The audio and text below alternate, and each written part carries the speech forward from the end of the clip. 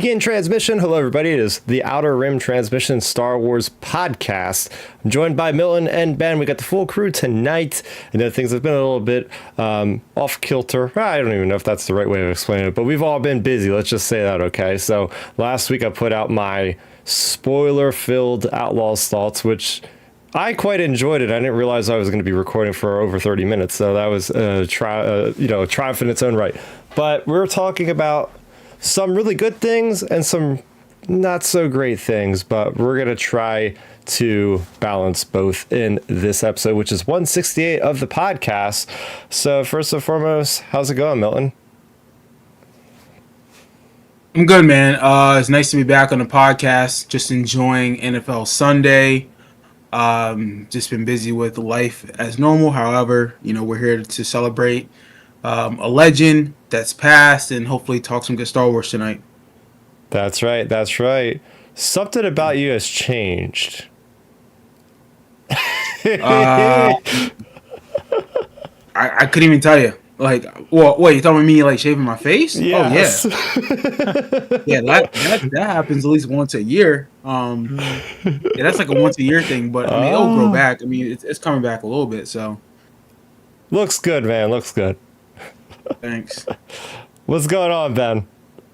Not much. Just having a good weekend. Pretty chill weekend. Went and grabbed some ice cream this afternoon with my sister and nieces because it was 91. It was 91 here, so we were like, well, let's get some ice cream. And I was like, yeah, I've been good dieting and all eating healthy lately. So I was like, yeah, I'll get an ice cream. So I got a Buckeye Sundae, so that was really good.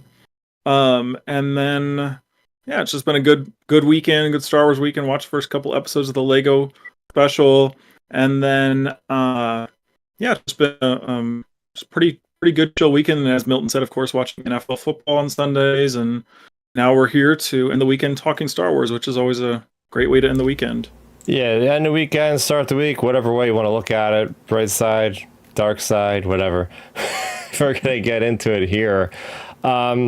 I know you have something to tell us about your week. Might actually pertain to something on the printed page, Ben. Yeah, surprisingly. So now don't get me wrong.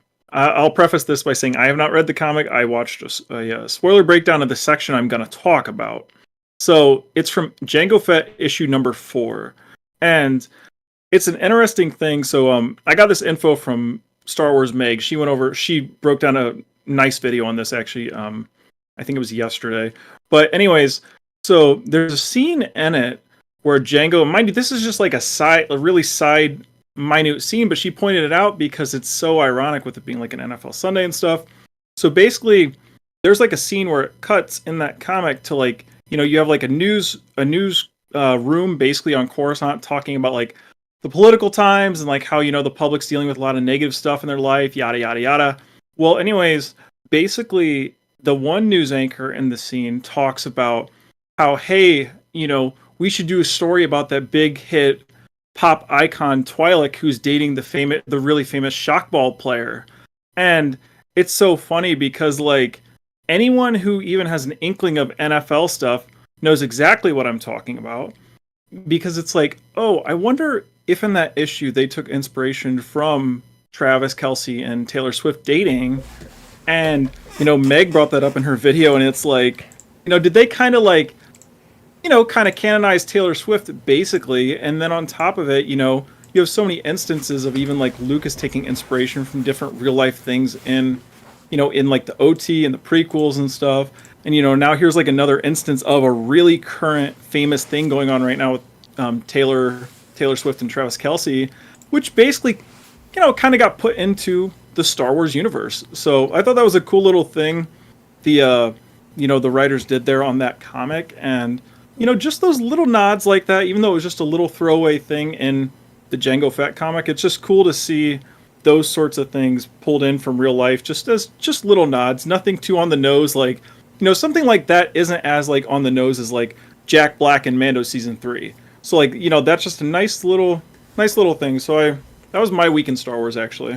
Yeah. So I love the fact they're delving into the canonical comics, by the way. That's awesome. And you should totally go and read the entire trade paperback, which I don't know if it's available now, you can buy or whatever, but Jango Fett, I was championing that mini series for a while, written, of course, by the great Ethan Sachs, born, I think, in New York. So, but it's funny because Matthew, my co-host, he's a big Taylor Swift fan, so he immediately brought that up in our review on the Tractor Beam show of like, oh, has to be that Easter egg, and I don't know, it flew right over my head. I was just so happy in that moment where they were talking about normalizing the holo feed or the HoloNet in Star Wars. Like, we haven't gotten a lot about that, but it's like these people were like figuring out like what news station, what news story to cover. They're flipping between different ideas. I was like, oh, it's fun to get like that normalized Star Wars adjacent like job that people are just chilling, doing this stuff, editing. It's real world-esque, but yeah, and then bringing in like actual stuff that's sort of happening in our lives and putting it into Star Wars. Shockball, I'd love to see that. Maybe they'll make a video game of that someday. That'd be kind of fun. But yeah, it's fun. That's one thing I really I liked about it, because like I said, when I was listening to that breakdown, I was like, please don't be too like on the nose, and name the character like Swift Taylor or something, you know what I mean? So it was cool just seeing it, just subtle for the people that knew it. It was there, and then like you said, like for you, Chris, it just went right over your head. But I'm sure even as I was describing that, I'm sure Milton probably thought, oh yeah, Travis and Taylor.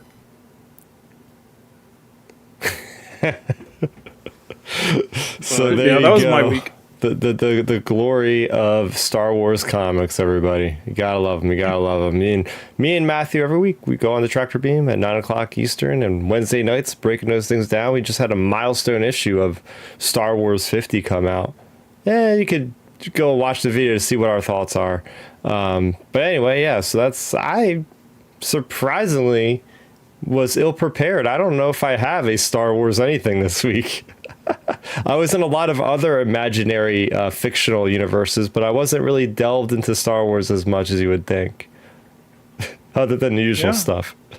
I mean, it could be one of those weeks, I mean, technically, I was watching Lego Star Wars, but we're gonna have that discussion, by the way, on the next episode.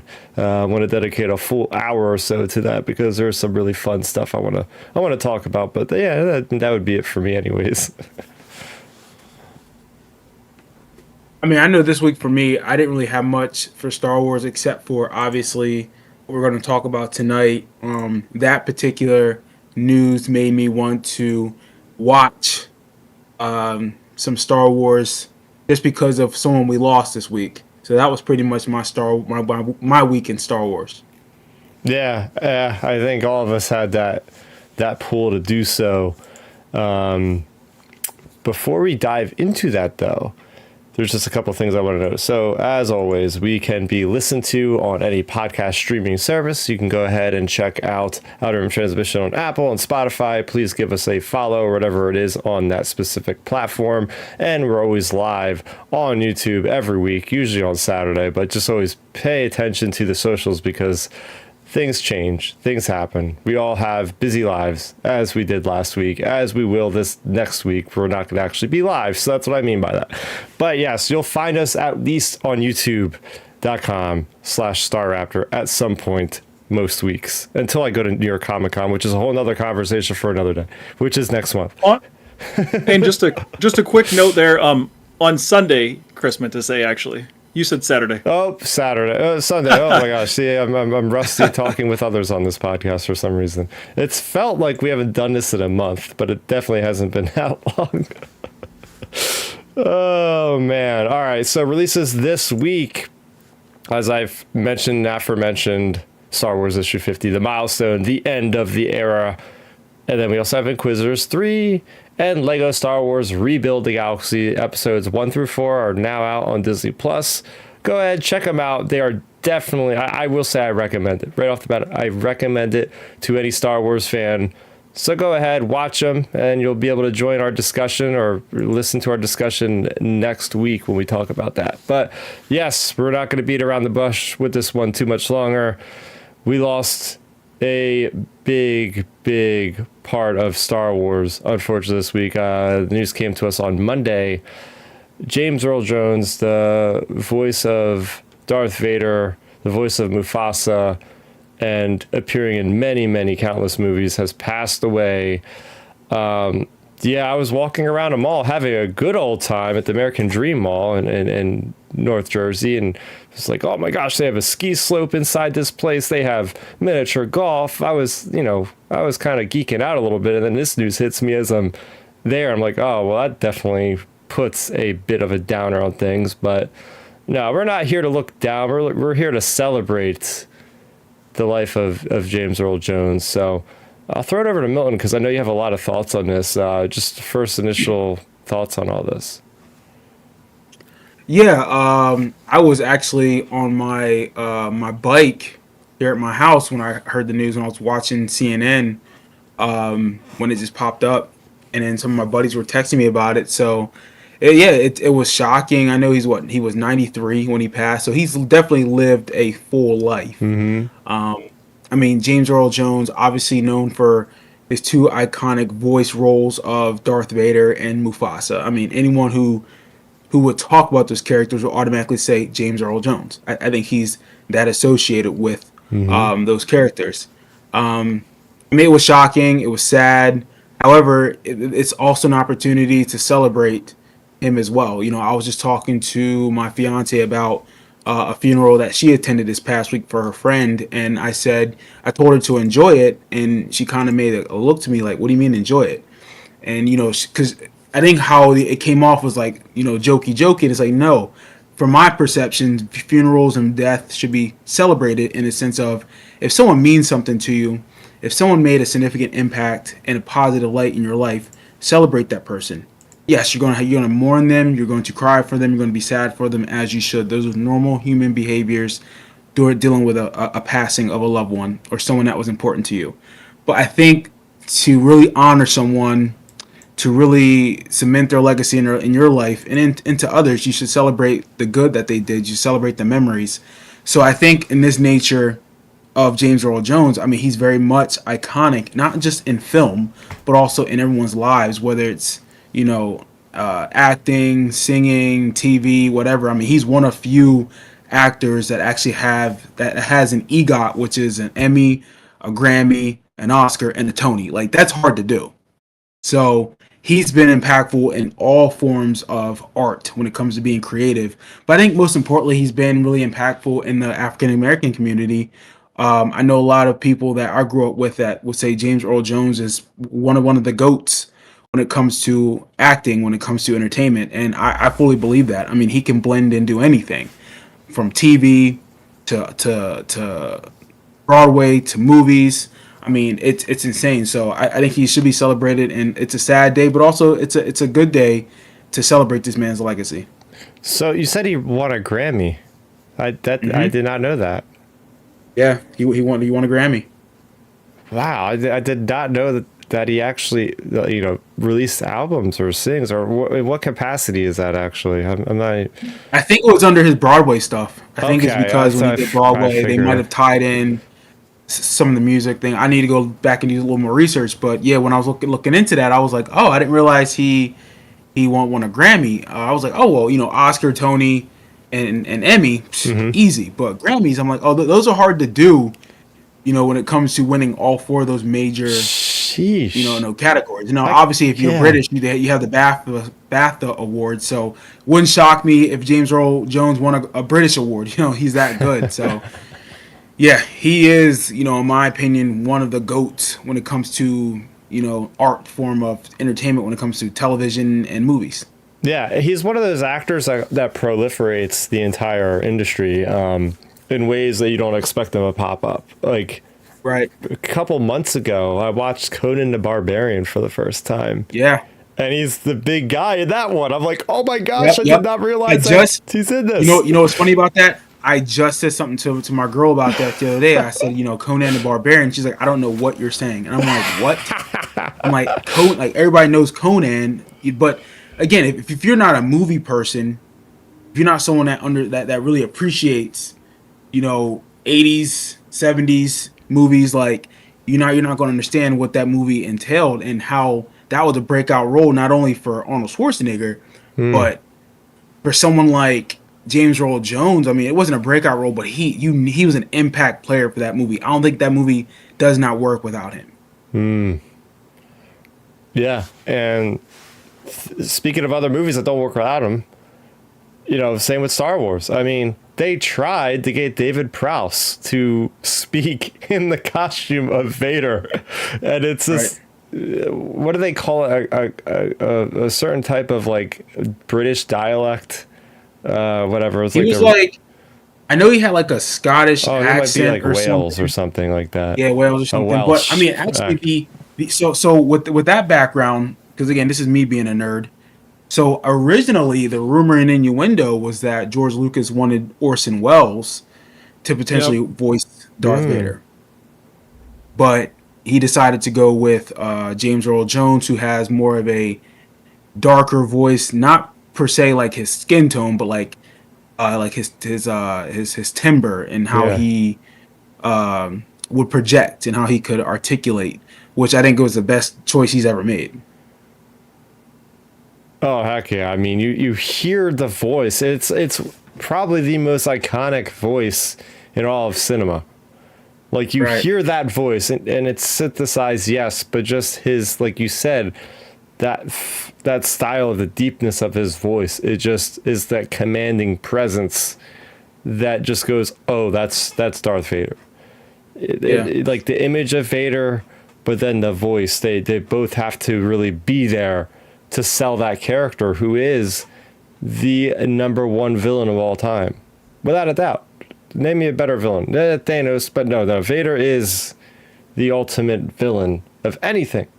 So without James Earl Jones, there would be no elevation of Star Wars. There would be no elevation of the sci-fi medium, really. So there's just that much of an impact is on this guy. Yeah, no, I agree. I agree, 100%. Oh yeah, I agree with both of you guys. Like I think with James Earl Jones, I mean, it can't be understated enough. Like he is, what he did with Vader specifically, was so impactful and so big. Like he created the biggest, most iconic on-screen villain in history over any character. I mean, to me, I think like in terms of villains, you have Vader and then the Joker and then pretty much everybody else. Because those two characters are like, you show someone a picture of them, everybody knows who they are. And like Vader especially, like you see Vader on toys, Vader, like everyone knows who Darth Vader is. So like, what James Earl Jones did for that character, just like elevated a robot basically to being, or a cyborg, I guess I should say, to being, the greatest on-screen villain and most impactful one ever. I mean, all of his iconic moments in Star Wars were great. I'm sure we'll talk about those. But, you have that with him. And then another thing that, you both had mentioned, like, his voice over David Prowse's. Well, that whole thing, that's something like, you've heard George talk about before, or other folks talk about before, like, if James Earl Jones, because, it's funny, last time we were talking about John Williams. Now... it's always like if James Earl Jones and John Williams weren't involved with Star Wars wouldn't have worked, because you had to have the John Williams music and you had to have James Earl Jones as Vader working. And if those two things those two folks weren't involved in Star Wars may have not even got past A New Hope. So it's cool just seeing how impactful James Earl Jones is when he's literally just the voice actor of Darth Vader. Like, that's crazy seeing how impactful, just his voice took a character and dragged it from being just a villain to the greatest villain, like, on, in cinema history. Yeah, no, it really begs you to wonder the alternate reality sometimes. What if it was Orson Welles? It's interesting questions, but let's dive into what some of your favorite moments were with Vader. Throw it over to you, Milton. I mean, look, obviously I have to go to Empire Strikes Back. I mean, obviously I love all the Star Wars, and as I've gotten older, A New Hope has become, a very good movie. Actually, a very great movie to watch. I mean, it's a great beginning. It's probably the most complete Star Wars film of them all, in my opinion. So, but Empire Strikes Back, man. I mean, Luke, no, I am your father. How iconic is that? His mannerisms as Vader. I would say Rogue One and how they introduced Vader in that small, limited time they used him in that movie was excellent. I loved it. Um, I think just Vader himself is a character that people they don't love to hate him. They actually really enjoy him, which is crazy. Like he's a villain, but I think the prequels really made you understand like, okay, he really was just a tragic figure. And having someone like James Earl Jones voice that character really brings out that tragedy and how he's talking about certain things, and as you understand the background story of Anakin, you see how James Earl Jones, again, of course he didn't know any background stuff at the time of making that film, how he's able just to bring out that sorrow, bring out that pain in a way. It's just like it's frightening, it's scary, it's intimidating, but you kind of feel bad for him a little bit. So I would just say overall how James Earl Jones portrayed the character in the sense of making us feel connected to him in some weird way, even though we shouldn't, was pretty dope. Yeah, what I really like going off that point, Milton, is a lot of the scenes in Return of the Jedi. As I said here, Yeah. it's like often my favorite Star Wars movie. The relationship between him and his son. And again, we credit Pedro Pascal a lot of the time for his amazing work of, basically doing what James Earl Jones is doing, just being a voice actor. But, the way that Vader, his cracks are forming, where it's like it's too late for me, my son, and all these things where it's like he actually like has a little bit of emotional resonance to his voice, even though it's like that electronic voice. And he's there on the bridge, not the bridge, but like the station on Endor. Luke surrenders and he's like showing, oh, you've constructed your first lightsaber, all this stuff. And even in the throne room with the Emperor there overlooking, and there's just such powerful performances that he gives, which really sells his redemption at the end and the unfortunate fate of Vader in order to sacrifice himself to save his son.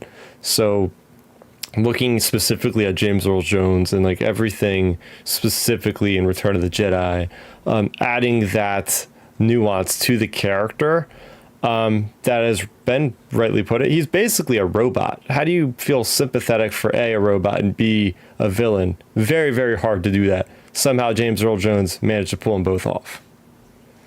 Oh yeah, his emotional moments, like you mentioned, Chris, like in Return of the Jedi, are like so good with Luke when it comes to, like you mentioned, when he was on the station on Endor or in the throne room or those types of things. I mean, even just obviously any of his performances as Vader were top tier, but it's just like, Empire, you have like that movie's arguably like a top 5 movie ever just because of the whole sequence with the whole I'm your father stuff, and like that whole conversation with Luke was amazing. And then even just some of the, like you mentioned, Chris, like the emotional parts, like Vader or James Earl Jones getting even just like, what's the word I'm looking for? When actors say a line, the delivery. So like when he delivers some of the comedic lines, when he's like, apology accepted, Captain Nita, like those things, just like the way he delivers the line, it's just like has just a hint of enough sarcasm, it hits and it, it can give you like a little sarcastic chuckle. So it's like, it's great seeing those types of things. And then even just in A New Hope, a lot of people talk about Obi-Wan's scene in A New Hope with Luke in the hut. Like, to me, that's one of my most favorite scenes ever in Star Wars. But another scene also talking about the Force that people overlook a lot is the scene where he's talking to the Imperial officer about, like, your technological terror is no match for the power of the Force, yada, yada, yada, that whole thing.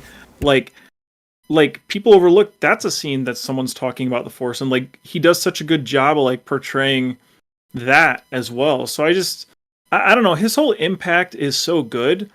I think like his delivery as Vader is so good because it's just like when you get to those big emotional moments, they pay off. Like even when he gets his helmet removed, because of James Earl Jones' performance, you feel bad for Anakin. So like it was his character was just always so well done.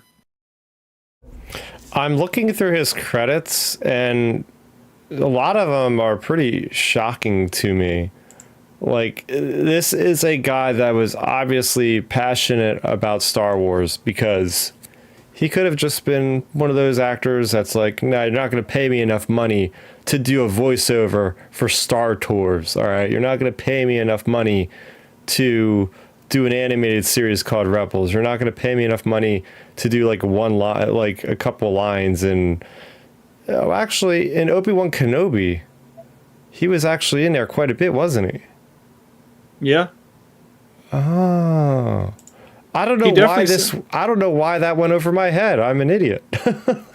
Well, I do know with Kenobi. I'm pretty sure though, it might be due to his age. I would assume, but I know they blended his like they did real life recordings, but they blended his voice with some AI stuff too. Some synthesized stuff to really like do it. But I mean, even at that, like his voice still comes through as Vader in that series. Like, yeah, we got quite a bit of Vader in there.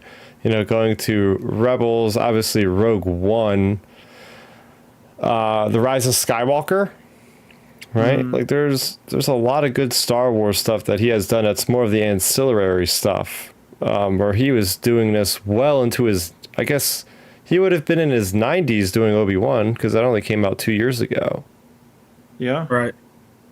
Well, here's something to think about too, guys. Like you mentioned Rebels, Chris.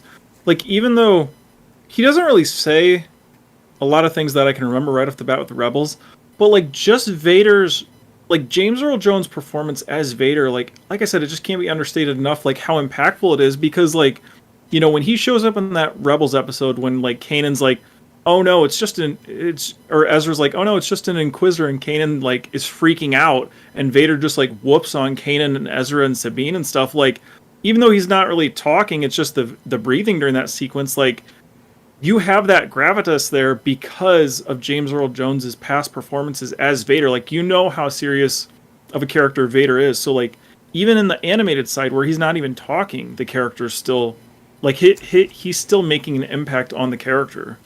Yeah, looking through his IMDb right now, just every year this guy was basically working up until he passed away, which is phenomenal. Yeah. I mean, into your 80s.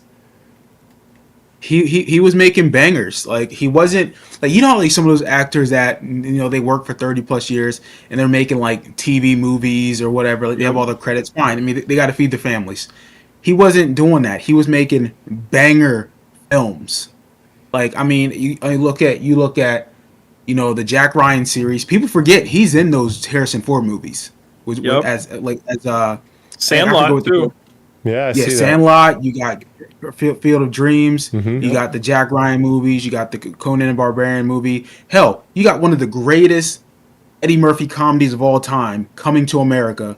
He's in that as King Joffrey Jafar, who's the father, and he's funny as hell. Like that's one of my favorite comedies of all time. And this is why I tell you like he's so impactful, especially to black people, is because at the time he's such a serious actor. He was a theater actor, but he decides to do an Eddie Murphy film at the height of Eddie Murphy's era of the late 80s to come in and do a comedy. And it's like, oh my God, this guy's really funny too.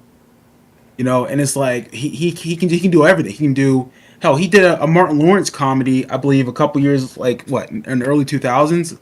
I think it was Welcome Home, Joe Jenkins. One of the funniest comedies I've ever seen, and like he's hysterical in it. He came back to do the sequel to Eddie Murphy's Coming to America. That's number 2. Like he's done things that I'm like, okay, they will last in time. And that's the thing, right? A great actor is able to have range. You're not stuck doing a typecasted role where it's like the same sort of thing every single time. The idea of an actor is a good actor can basically transform into whatever the part allows whatever the director needs, whatever the script needs. So to be really, really funny and then be really, really serious and then be maniacal, like all these different functions show you like the actor is a chameleon. So that makes so much sense why he gets so much accolades throughout his entire life is because he's doing exceptional work in all these different personas, essentially. Right. Well, I mean, and then people still like, I remember watching, what was it? What's that movie with Arnold Schwarzenegger? No, Stallone. Judge Dredd. He's the narrator in like the first like 15 minutes of that movie. Like that's how iconic his voice is. And I believe he was like also one of like the voiceover guys for like the CNN news like network where he was like, oh, this is CNN. That's his voice. Like that should tell you something. Like you are blessed with the voice of God. Like him and Morgan Freeman have those voices where it's like, okay, like we just want to pay you just to talk. Yeah. Oh yeah. Their voices are just so iconic. And like you said, whenever you hear their voices, your ears immediately perk up with James Earl Jones. You immediately hear him, you think of Darth Vader. Or like, Morgan Freeman, like I know he has like some show on a National Geographic on right now, but anytime I see that commercial, I instantly turn my head toward the TV because it's like, you hear Morgan Freeman. So it's like those guys, like they just have that voice talent, which is just so incredible. It's just crazy to see like the spectrum of projects, like you said, Chris, that he was involved in. I'm just scrolling through his IMDb as well. Here's one, guys, a super deep cut neither of you may have seen. But he actually, because I was trying to find it and I found it here, but it's called Santa and Pete. It was a TV Christmas movie actually back in '99, and I remember back in I didn't watch it in '99 because I was only 6, but like early 2000s, my grandma she's always a big Hallmark Christmas person lover. So I remember watching that movie at her house. I was probably 10 years old, and she was like, "Oh yeah, look, there's your Darth Vader actor right there," and he was like a co-star in that movie. He was like basically his character was like a store owner, and he was like kind of like the moral compass, like the main characters kept checking back in with, So like, it's just it's cool seeing him have such a big variety of things. Yeah, it's just okay. So he's credited with 190 different things that he was in. Yeah, let that sink in. That is just unbelievable to have that many things, so many accomplishments. Well, think about this. I was just gonna say real quick. Think about that. Like 190 things. That basically means, like, if you math it out, that means he literally did like 2 projects per year for his entire life, like from age 0 to 93. So, like, obviously that wasn't the case, but it's just crazy. So he was probably averaging, like, 3 projects per year from, like, age 20 on. Yeah, his earliest thing here was in 1956. It looks like he was on some kind of As the World Turns. That's definitely a soap opera. From 1956 to 2010, he was playing Dr. Jerry Turner. And before that, in 1952, sorry, I stand corrected, is his earliest role as Dr. Jim Frazier #2. Well, actually, no, that was in 1966, according to this. Okay. It means he was in film and stuff for, like, I don't know how many years that would be, 50, 60, almost like 70 years, I would say. Like, yeah, it's basically, yeah. A lot of time, almost 60 years this guy was acting. Wow. But I mean, this is this is one of the pillars, man. It sucks because you hope you don't see it on Twitter that somebody's name is hashtag trending. It's like, oh, whenever you see George Lucas or you see John Williams, you get kind of scared to look at what's happening because these people are all getting up in age now, and unfortunately, we've lost really, really prolific actors recently. Right. Well, I mean, like I said, when I started today's podcast, yes, we are getting to the point where a lot of these legends that we grew up on are leaving us, whether it's James Earl or whomever. I mean, I know we talked about John Williams a couple weeks ago. it wouldn't shock me in the next couple of years. His time is done with this. He's 90 something also. So, but at the same time, I think we need to really appreciate the impact that these gentlemen and women have made on pop culture, whether it's with their music, movies, TV shows, overall. Like, I mean, these men and women have really done a thing where they will always truly be immortal because of the characters that they've been you know, a part of. Like Lion King will always live on, in my opinion. I mean, that's one of the greatest Yep. children's movies of all time. But what's funny is it's not for kids. It's also for adults too. A Star Wars, same thing. It's like, okay, Conan the Barbarian. It's one of those movies where it's like, oh, that's going to stick out. It's great cinema. So it's cool that he has left us with his legacy that we can still always revisit. Yeah, for years and years to come. And Darth Vader, he will never die. There's going to be other people playing him. A lot of great voice actors will carry on the work and the tribute to just such a legendary character. Well, just think about that too, though. Think about the impact he's made on voice acting. Mm-hmm. I mean, it's insane. Like he, I mean, there's a lot of people out there that try to mimic him when it comes to playing Darth Vader, and some people are good at it. Some people have really got his mannerism down, but there's nothing like the original, James Earl Jones. That's to tell you that he's impacted a generation that wants to continue to keep this character going. Yeah. Yep. Oh for yeah, sure. I mean, oh yeah, he like you guys said, it's just good that his character is just going to continue to live on forever because Star Wars of course we'll have more Vader in the future. I'm sure of it just because he is that character, everybody knows who he is. Like it wouldn't surprise me one bit if we saw a glimpse of him in Andor potentially in season 2, from the Imperial side, if we see like a hologram or something. Just because Vader's, presence is always around, when it comes to that post Revenge of the Sith up to Jedi era. So yeah, I mean, I fully expect to see more of him, and the way I feel like the way they did his voice, in Kenobi, the way they did it, it's good potential and promise because you have the capabilities to bring in people that sound a lot like him. Like you mentioned, Chris, there's a lot of people that are really good at doing his voice, and then like I said, I'm pretty sure part of the stuff they had the rights to mix his voice in and mix it and stuff, so they'll be able to really replicate James Earl Jones's voice forever. And the good thing is as the years go on and on, we'll get to a point where it'll just sound just like him, and that character is going to just live on forever because of that, which is one of the cool sides of all of this stuff. It sure is. So rest in peace, James Earl Jones. Without you, we wouldn't have so many amazing pieces of entertainment to enjoy. So,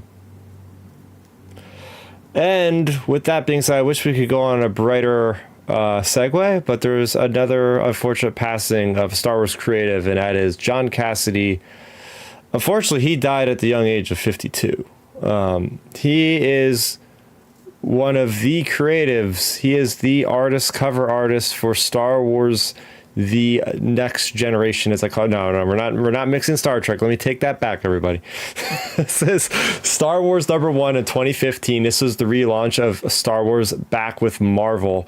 This was the first comic in this decade to hit 1 million copies sold, which was huge for Marvel because before that they were at one point they were thinking of doing bankruptcy, all this stuff, and the idea that with the Lucasfilm able to be bought out by Disney, all the hype around The Force Awakens, relaunching Star Wars right after A New Hope, everybody was excited. Everybody went to their comic shops, picked this thing up, friends, family, everybody got involved, and it was John Cassidy's cover that really sold people, right? The Luke Let me see if I can. No, it's too much back behind me. I was going to grab the figure, but you've seen it. Luke holding triumphantly the lightsaber, the blue lightsaber in front of him, the white background, the blue, the X-Wings, everything behind him. That was John Cassidy. He did the first 5 issues of that series, the Skywalker Strikes, in which he finds Vader, and it's a really fun, rip-roaring adventure, to say the least. And it was a low blow to get hit by James Earl Jones and this other awesome artist in the same 24-hour period. I think this both happened. So yeah. I mean, I was surprised to see that as well. I've admitted several times on here I don't read all the comics or anything like that, but the different covers look great, and it's nice knowing that it's nice seeing his impact on people's lives, even though it's not someone's work I was super familiar with personally. It's still great seeing how his reach impacted the everybody that read the comics and things, and all of his other parts of work.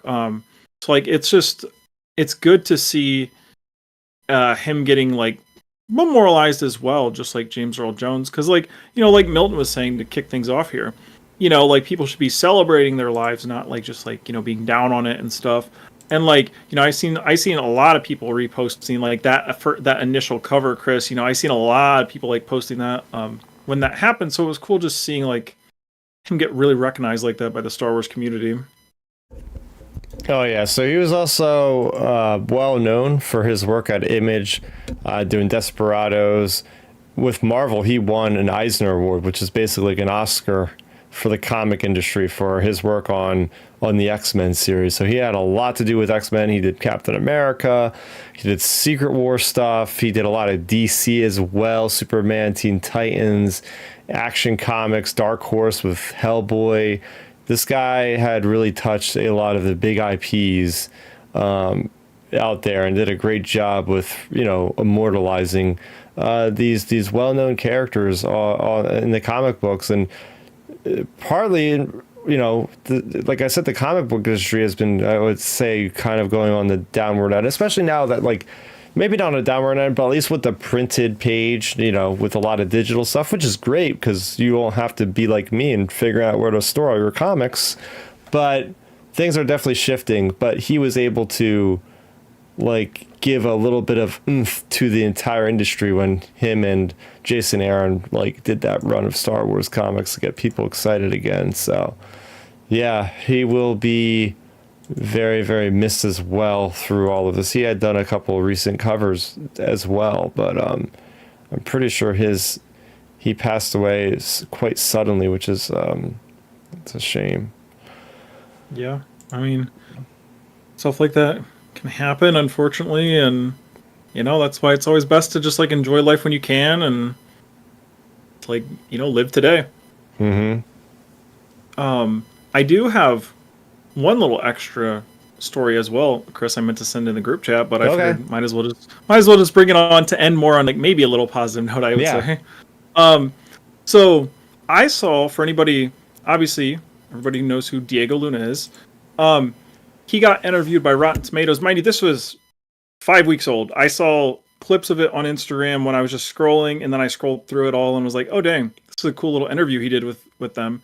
But he confirmed, actually, / spoiled, he confirmed the ending of Andor is basically going to be 2 to 3 minutes right before the opening scene of Rogue One. Like he literally confirmed that to Rotten Tomatoes, and I'm like, oh, cool. That's going to be neat because it'll have that connectivity, so it'll be you could watch Andor. I mean, if you marathon Andor all the way through, you could watch it and roll it right into Rogue One and then right into A New Hope, basically, because, the way Rogue One ends, it does the similar thing, just a couple minutes right before Leia's ship gets captured. So it's cool it's just cool getting that confirmation from Diego that they're doing it that way, because it's it'll be a nice way to tie everything together. Oh yeah, it's so fun with the way Star Wars is being designed now. I guess it could be fun for some and not fun for some others, because at least in that era, there's not really a lot of room left for imagination anymore. It's like, okay, you watch Andor, you go directly into Rogue One. You watch that, you go directly into New Hope. After New Hope, you read the same comics I was just talking about. Skywalker Strikes takes place right after the Battle of Yavin, right? And you go right into Empire Strikes Back, and then the latest run ends right before Return of the Jedi, and then right after that, you go right into the Battle of Jakku. There's like no more room anymore. The story group and whoever, the creatives now have really plotted out so much of that original trilogy timeline, which is cool. But then other people are like, oh no, I want to make a story. Well, there's no more room here. You're gonna have to make another story here, I guess. I don't know. Yeah. I thought that was a neat little interview, and I had to bring that up on here. And it makes you wonder as well. So like, just to like fan speculate for a second, it makes you wonder if we're gonna see, maybe like we're gonna see also what Krennic is up to right before the beginning stuff in Rogue One as well. Like, we'll see what he's doing and stuff, or like he's doing while that's going on when Cassian's going to take out that guy in the beginning. So like, I really, I don't know. I like getting that little bit of confirmation from him, just because we kind of have an idea where the series is going versus them leaving it on a weird cliffhanger or something. So it's nice to, unlike something like, how the Acolyte ended, we may never know what happens there. With Andor, at least, we could have guessed even if they didn't do it that way. But it's cool they're doing it like that, because then it's like, you can also kind of hook in some of the, not hardcore Andor fans, like the general people, where it's like, hey, if you watch this show, it'll connect right into the Rogue One movie that you really like, So I really like that Tony Gilroy decided to do it that way. Yeah, so, oh man, I feel like this is going to get released further into 2025, but man, do I wish there to be like a 3-week pause in between Skeleton Crew, and let's just go right into Andor, because I can't freaking wait for that one. Yeah, I mean, I'm excited. I've been on the record. I'm excited for that show because, like, the stuff that I've heard about it, like, and I really do think for, like, people like me that were kind of more critical of the show, I think this season just has so much more potential. Because, like, in theory, like, this season is what I was expecting the show to be. Like, I was expecting him to pretty much already be in the rebellion and doing all this stuff. So it's like, now that we're there, I feel like the show has really good potential, like, for people like me to really enjoy it. Heck yeah. So our main story for tonight, we had a little event called Hasbro Pulse, and I can't keep up with these things. I'll be honest with you guys and everybody listening. It seems like every month we get one of these. I don't know. I mean, they're at San Diego Comic-Con. I don't think they're even at New York Comic-Con anymore. They sometimes are. And then sometimes they feel like just throwing their own little party on Instagram, I think this was. And they were revealing a bunch of stuff, not even just Star Wars. I think they have G.I. Joe, a lot of X-Men, Marvel stuff. And they just dropped the hammer, and they're like, oh, yeah, here's Prince Xizor. And I'm like, wait, what? Yeah, Prince Xizor is coming to the Black Series line. And that's not all, because if you go to the pre-order page, they also say that we're getting a Dash Rendar Black Series 6-inch. We're getting Luke Skywalker, and I'm crossing my fingers that it's Luke Skywalker with the red Coruscant guard. We're getting the Leia, which I'm guessing is just Boosh, which will probably be a reprint. I am a little bit mad that we're not going to get the crazy haircut version of the Wookiee Chewbacca, because that was always one of my favorite figures growing up, is this like flat top cut Wookiee with a monocle and like cybernetic gear. It was such a cool, you got to look it up. But and they even have the packaging, and it's the purple hue, and it says shadows of the Empire. So we are getting almost an entire Black Series line of Shadows of the Empire from, I think it was 1996 or 7, something like that. As you guys know here on the channel, I'm a huge fan of Shadows of the Empire, so I immediately went to Hasbro.com and I pre-ordered the Prince Xizor. I'm like, you gotta vote with your wallet. Maybe if we get enough people to get interested, they'll give us an Outrider. I don't know. Could keep dreaming, I guess, but I don't know, man. It just seems awesome. It just seems awesome that Hasbro is just opening the gates. I mean, I have a Revan figure, I think, somewhere. Maybe I don't know. Yes, I do have a Revan figure. So they've done these Legends type characters before, but we've never gotten an actual Shadows of the Empire re-release. So yeah, I'm pretty pumped about this. Listen, so let me say this. So I'm a Hasbro fan when it comes to figures in general. Like I actually, people who actually know me, I'm a huge Power Ranger head. Like I grew up on the Power Ranger series. So I actually started collecting the Lightning collection through Hasbro when they took over. Now, I will say this, Hasbro has been really goofy when it comes to, I guess, being transparent about what they're doing with the line moving forward. So my only hesitation about the Star Wars line you're talking about, I know because they did the Black Series correct. Am I right? Because I think I have a couple Luke Skywalker Black Series. Sometimes Hasbro can be a little like iffy when it comes to how consistent they are with continuing a certain series or not continuing it. So I know with Power Rangers, I know there's been a lot of drama with their one line, and it's like, are they going to continue it? Blah blah. But that's my only reservation about the Star Wars figures moving forward. Now, obviously, this is great news for people like you, Chris, who love that character, and we've never seen that figure before in our life. Like I don't think I've ever seen that either. I mean that's an iconic scale story. and detail. That's for damn sure. Yeah, that's what I'm saying. Like that's an iconic character that's quote unquote non-legend, but at the time, or excuse me, non-canon. But at the time, we thought was like, this is, oh my god, this is the actual part of the Star Wars lore, like of Luke Skywalker in between Return of the Jedi and Empire Strikes Back. So it's cool to see that they brought this character to the figure, realm where it's very detailed. It's a figure that's going to be a collectible to a lot of people who are like you. So no, it's a good idea. It's just, will they continue to build upon it? Will they give us other parts of that particular timeline of Star Wars? Oh, I think especially with that particular story. I think this thing's gonna sell like freaking hotcakes. I guarantee it. Like these Legends fans are gonna eat the heck out of this figure. It's gonna be impossible. You'll never see this thing on a store shelf. That's why I pre-ordered it. I'm like, nope, I'll never find it at my local Walmart. I'll never find it at my local Target. Hell no. And if I find it at Star Wars Celebration 5 months from now, that thing's gonna be like $60. I'm like, I'm gonna secure it for $25 now, to make sure I just have one.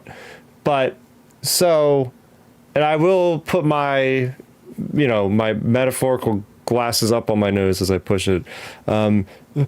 Excuse me, Prince Xizor, he actually is canon now, everybody. No, he actually is canon. He you actually see his face in a hologram in one freaking image, and Matthew Neugebauer can correct me. It was in Crimson Reign comics with Kira and Crimson Dawn and all that, and he was one of the big people that was in that whole meeting of like the Hutts and the Pikes and the Black Sun, of course, with him leading them. And that's the only time we've heard him. He said like one little line, and somebody acknowledged him simply as like, okay, Prince Xizor. And that's the only thing we've seen. So we know he's actually around. And to kind of spoil but not really outlaws, there's no sign of him anywhere. Black Sun is mentioned like 2 times, and it was only mentioned by somebody's voice once. Everything else was in a data pad you had to read, and it had nothing to do with Xizor. So this gets me to question, is Lucasfilm maybe gearing up for the reintroduction of Prince Xizor formally in whether it be a comic, a novel, animated series, even maybe the Mandoverse? That would be pretty freaking awesome. Like I feel like they don't have to necessarily release a figure just to line up with anything, but I think it would be kind of cool to have him show up again, obviously. Yeah. Oh, yeah. I mean, like, that's what my mind started thinking along the lines of that when you were saying that, Chris. It's like, oh, so if you barely show him in something, maybe. Like, it's just that thing, I always talk about, like, where it's like, oh, I'd love to see, like, a Rayfin Poe trilogy post episode 9 in the next year or two. Like, but they don't really do that at Star Wars, because it's kind of like, hey, we can't like put these characters out there in case we want to use them for a movie or a show. So maybe the reason they're kind of holding back on leaning full blown into like Prince Xizor, Shadows of the Empire, all that stuff, is because they're like, well, we could release these and like cash out on some stuff right now, or let's just keep this in our back pocket for a potential project. Like, who knows? They might eventually bring in like, those types of characters, or You know, if the Mandoverse even continues past the Mando, the Dave movie or something, like, who knows, maybe instead of, you know, to solve like your young Han Solo character in that timeline, why not just bring in Dash Rendar to be the pseudo Han like he was in the video game? Like, you know, there's so many opportunities there with all those characters from that game where, you know, now that you're drumming up a little more hype with these figures, like, there's potential opportunities there to bring them into, like, really into the fold. Yeah, I am just absolutely tired of Lucasfilm beating around the bush of Dash Rendar. This is my little soapbox here stick with me for a few moments here, guys. So he has not been confirmed, like Xizor plainly was. Like, Dash Rendar, his name Dash appeared, well, somebody named Dash appeared in a solo compendium, like a solo companion, like little, like, fun, like, kids book. Remember that? And then his name was mentioned, like, Dash was mentioned, but it wasn't Rendar. They didn't say Dash Rendar. That gave me, it's like, guys, are you gonna just commit, just fully commit to the bit if you're gonna do it? And then in Outlaws, there is a data pad I picked up, and it had to do with a smuggler that had a smuggling ring on Nar Shaddaa that flew around a YT-2400. And I'm like, you gotta be teasing it's Dash Rendar, because he flies the Outrider. He's a smuggler, and it's a YT-2400 series ship. Like, why are you pushing our buttons? Even Michael C. Glane at 2002 Star Wars Celebration in Anaheim, at the end of the Lucasfilm publishing panel, he put up a slide of about 20 Legends characters and said, hey, we're always looking for recommendations of who you want to see coming back. And Dash Rendar was basically in the middle of that screen. I'm like, where is he going to show up? What are you waiting for, Lucasfilm? What are you waiting for? Like, seriously, they're just teasing me specifically. It's crazy. Oh yeah, I'm really hoping we get him brought into the fold. Just because, like you said, so many people love that character, and, you know, that video game's such an iconic one for Star Wars fans, and you know, I mean, hey, that's a whole podcast idea for us sometime, guys. When we're during this off season, we could do like a, you know, what Legends characters we want to see brought into canon type thing, because, like, there's so many to talk about. I mean, even just exclusively from that game. All right. Yeah, I went back. You can watch it on YouTube. There's a commercial for the Shadows of the Empire Kenner toy line. It is so cool. I just got so nostalgic watching. I'm like, Lucasfilm needs this brand synergy again. We need to have High Republic action figures with a nice High Republic trailer or something going on. Oh, there's Vernestra Rose figure. There's Elzar Mann's figure. There's Avar Chris's figure, and there's like some cool animated things, and oh, you can catch them in the book series. It's blah blah blah. Like, that's basically how the Shadows of the Empire trailer was, and they had like little cool CGI from the N64 game and different things like that. Oh yeah, well, I know a lot of people. I know, you know, just being on Star Wars internet for my entire life, basically, I know people. There are so many people that always kind of headcanoned Dash Rendar to be the one flying that ship that's flying out of A New Hope's special edition. You know, that one that takes off and it's like... Yeah. The one argument, like, there are going to be a lot of people that groan if he does come into canon, because, like, there was an appreciation post that was posted on Facebook, and as many people as myself were cheering, like, yeah, we love this character, there's just as many people in that comment section going, oh, this was just Han Solo's replacement when he was frozen in carbonite. Like, he's just like a clone of Han. I'm like, kinda, but like, come on, he was at least cool looking. I don't know. Yeah, I mean, he reminded me of of Judge Dredd, how they drew him, how they had like the whatever he was wearing, his outfit. It was kind of cool. My hope for Black Sun is, I feel like there's a really fertile territory right after the fall of Jabba. Like, you got this huge power vacuum. I think there could be like a really good story of like another kind of War of the Bounty Hunters-esque comic or something, where it's like all these different, the Pikes and the Crymor Syndicate and the Crimson Dawn. Well, actually, the Crimson Dawn at that point are completely destroyed, but for the most part. But you have all these other different crime syndicates fighting over the scraps of Jabba. I think that's a really, really good story you could have. And obviously, I guess Bib Fortuna somehow manages to pull through at the end. That little scum guy. I don't know how he doesn't even have a backbone. How does he come out on top against people like Prince Xizor? But somehow he does, and I don't know. There's good story, but 5 years is before Mando. I don't know. That seems like it could work. I don't know. But anyway, so bottom line is, hey, I'm excited to see some characters I really like in the Black Series format looking really, really good. So keep it locked here on the channel for more on all of that stuff right there. But yeah, great show tonight, fellas. We're going to wrap things up here.